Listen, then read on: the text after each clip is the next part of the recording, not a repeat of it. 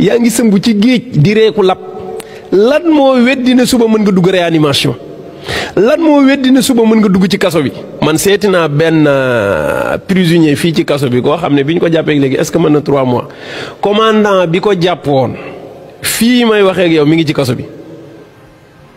commandant bi ko jàppoon te nee na wallahi defuma dara mooy ci coow yu xew nii rek dara laa deful mais xëy na ñaaw nañu njorte ci man jour bi ma jëlee di ma yóbbu jour boobu la sama yaay génn àddina dañ ko wax rek maire bi na daal dee yaayam dee ñu laata muy dugg ci giri bi wax nañ ko ne ko sa yaay dee na yaramam yëpp dee kaso bi safatu ko dara même pas 2 mois ñu annoncé ko commandant ba am na problème ba gars yi dañ ko dugal ci kaso bi moom tamit kon dugg kaso kenn du ci ree nit feebar kenn du ci ree nit nañu rafetal géewu politique bi nii muy demee baaxul te réew amul ku mën a désigner ëllëgu réew ku dul yàlla bu ñu ko nanguwul di def ay tic tac gis nga suñu borom poñ bu mujj bi moo ko yor da ngay def say tic tac ba dernière minute suñu borom jël li ko neex samp ko waaye bu rafetul nag bu ëllëgee lépp lu xew day nekk jafe-jafe ci askan wi kenn dootul mën a ñaan kenn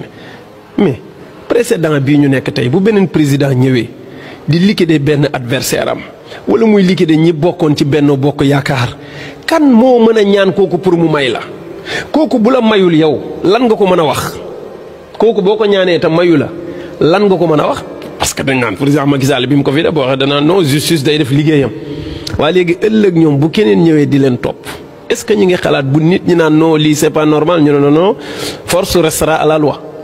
quelle loi boo xam ne boo bokkee ci pouvoir lu la neex def soo bokkul ci pouvoir boo defee boo deful bu ñu la bëggee jàpp ñu jàpp la loolu mooy Sénégal nañu waxante dëgg Sénégal problème justice mooy lan mooy boo bokkee ci pouvoir bi lu la neex waxal man gis naa fi ñu bokk ci pouvoir bi wallahi seeni vidéo ngi fii ci internet bi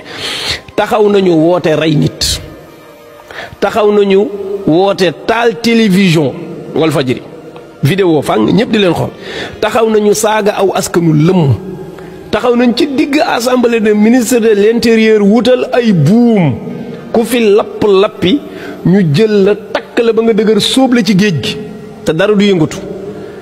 gis nañ fi ñu taxaw fii ne président Macky Sall bu wootee 3e mandat képp ku contre loolu daañu jël suñuy jaas yi xeex ak yow ba teg fi président Macky Sall yii yëpp ñu bokk ci pouvoir bi woote ko wax ko kenn topp leen ñu ne après ñi bokk ci opposition bi dañoo woote appel à l'insurrection dañ leen di topp mais bu ñu leen toppee nañ toppaale ñële man li ma d'accord mooy bu dee dañoo topp ñii nañ topp ñële su dee topp ñu waa Benno di topp waa opposition bi loolu mooy wane ne loolu état de défense la mais nekkatuñ ci état de droit man dama wax ne léegi buñ ne li fi xewoon depuis 2021 ba léegi nee nañu dañ ko chargé Ousmane Sonko mooy le responsable parce que moo woote woon pour ñu génn waa léegi bi mu wootee ñu génn moom am na ci responsabilité waa léegi ki rey nag parce que man bu dee dama génn nit ñi am ku tiire mais ki tiire est-ce que loi may na ko mu tiire kooku anamu mais ki rey dañ ko war a xam dañ war a xam ki rey mooy kan léegi ñu ne ko yow kii moo woote ñu génn mais yow yaa rey amoo woon droit di rey donte woote na pour ñu génn ñu mën a xam ne affaire bi équilibre na mais ñi rey ña ngay doxi seeni soxla maa ngi gis Pape Alé Niang mi ngi ciy commencé teg ay audio nervi yoo xam ne li ñu wax non man dama tiit ay waay Sénégal fan la jëm nit ku taxaw carrément wane ne ñun dañu recruter woon pour ñuy rey nit di ma fay 40 000 par jour 40 000 francs rek te nee nañ ku tiire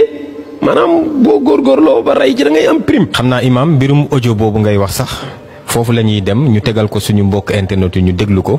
bu ko defee nga indi sa jàngat lu gën a leer jëm si mbirum audio bi nga xamante ne nervi boobu wax na ko si mbirum manifestation yi fi amoon ñu déglu ko. man nee naa leen man bi ma jaar armée dama fa jaar pour servir sama peuple ñu ma non Macky Sall moo soxla lii mbiru état la te bu ñu bàyyee booy yu yàq dëkk bi après dañuy am nangam comment ba convaincre ma quoi ni ma gis ko sax policiers yi.